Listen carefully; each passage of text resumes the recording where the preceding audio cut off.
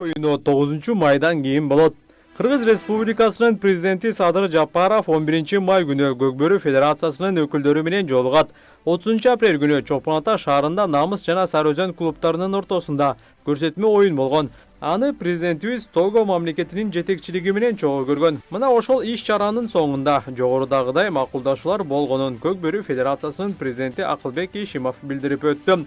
Ал 11 майга пландалып жаткан жолугушууда Федерациядагы айрым маселелер, жеңиш кубогунун өткөрүү боюнча так мөөнөтү жана күзүндө боло турчу 6-дүйнөлүк көчмөндөр оюндарына даярдык тууралуу суроолор көтөрүлөт деп кошумчалап өттү. Мындан улам 3 майга белгиленген Федерациянын курултайы белгисиз мөөнөткө жылдырылды. 11 май күнү боло турган жолугушуу оңунан чыгып, жеңиш кубогу май айынын аягында болот деп ишенебиз.